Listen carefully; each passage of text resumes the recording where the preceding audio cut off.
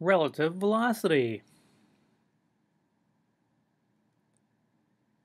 So our single goal for this session is to introduce relative velocity, focusing in one dimension. So let's say, for instance, you know the velocity of Ann with respect to Bill. So we could write that as VAB, velocity of Ann with respect to Bill, A sub B, subscript AB, is 120 kilometers per hour east. So Bill might be standing on a bridge watching traffic go by on the highway below, and Ann is driving one of the cars. You also know the velocity of Cindy with respect to Bill. So Cindy's in another car, for instance, and Cindy's going, with respect to Bill, 110 kilometers per hour east. So what's the velocity of Ann with respect to Cindy? Okay, so one way to do this is to say velocity of Ann with respect to Cindy, AC, is velocity of Ann with respect to Bill minus velocity of Cindy with respect to Bill. 120 kilometers per hour east minus 110 kilometers per hour east is 10 kilometers per hour east. That makes sense because if they both start in the same spot and they drive away from Bill, then in an hour, Ann will be 120 kilometers per hour east of, 120 kilometers east of Bill in an hour, where Cindy would get only 110 kilometers east, and so Ann would be 10 kilometers further east than Cindy would in that hour.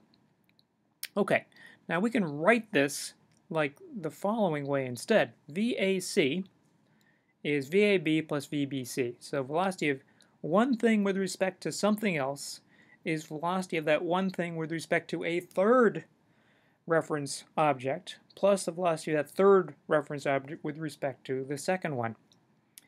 And note that what we did there was we have a minus sign in our first equation here, but what we've done is we've reversed the order of the subscripts, right? So we had minus VCB, but minus VCB is the negative of VBC. Okay, so plus VBC and minus VCB are the same thing. Okay, so let's do an example here.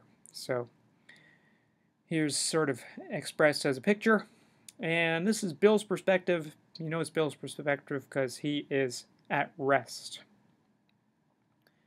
And we'll look at this from someone else's frame of reference. And Bill is clearly moving in that one, and so is the blue one a little bit slowly to the left, so that's got to be Ann's frame of reference. And what we did was, to shift to Ann's frame of reference from Bill's, we subtracted off Ann's velocity with respect to Bill from everything in the picture. Okay, so we subtract Ann's velocity away from Ann, she's at rest. Cindy's velocity away from Ann gives us a little bit of motion to the left, 10 kilometers per hour west. And Bill is going at 120 kilometers per hour west with respect to Ann, if Ann is going 120 kilometers east with respect to Bill. Okay, and here it is viewed from Cindy's perspective, and the same kind of thing. What we did is we subtracted Cindy's velocity away from everybody. And so Cindy's now at rest, Bill is going quickly to the west, and Ann is going 10 kilometers per hour east with respect to Cindy. Okay, so that indeed is Cindy's frame of reference. Okay, now we'll change things up and we will just reverse the velocity of Cindy with respect to Bill. She's now going 110 kilometers per hour west. Okay, so there's how things look with respect to Bill. One's going one way, one's going the other way. How do things look from a different frame of reference? Let's take a look. And here's our calculation of velocity of Ann with respect to Cindy. VAC is VAB plus VBC. 230 kilometers per hour east. Really? It looks like that? Well, let's switch over to one of the other reference frames. So there is Ann's reference frame. That's what Ann sees. Ann sees Cindy really whipping by in the other direction. And what does Cindy see?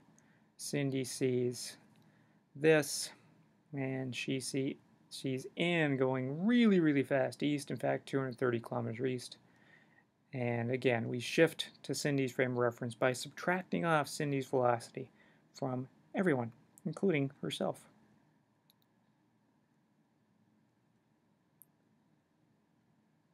Okay, what about 2 dimensions?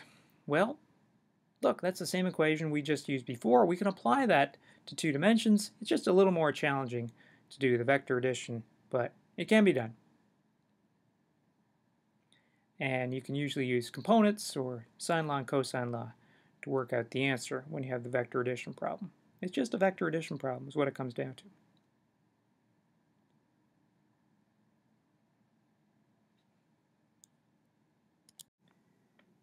Here we see a simulation, and it's got one person, shown in red, on a moving sidewalk. Let's just hit the play button and start it going. Okay, so the person in red is going on the moving sidewalk. Let's just pause it for 1 second.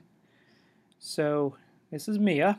Mia runs at 5 meters per second with respect to the moving sidewalk, but the sidewalk itself is going at 2 meters per second to the right. So Mia's net velocity is 7 meters per second to the right. Brandy, on the other hand, in blue, is running just on the non-moving sidewalk and is going at 5 meters per second. Okay, so what's going to happen now is Mia is going to hit the end of the moving sidewalk. She's going to turn around and run back to the starting point. Brandy turns around at the same point, runs back. Who is going to win the race? Okay, so we'll see what happens. Make a prediction, and I will see. Okay, so what happens here is, in fact, that Mia turns around, goes at 3 meters per second to the left. Brandy still runs at 5 meters per second. Brandy goes past Mia. Brandy wins the race. Okay, a lot of people predict that it's a tie. If we look at the velocity versus time graph for the race, then you can really understand why Mia loses and Brandy wins. It's because Mia is helped by the moving sidewalk for a short amount of time, and she's hurt by the moving sidewalk for a relatively long period of time. So that's why it doesn't balance out, and the race does not end in a tie. Okay, so that's a good look at that.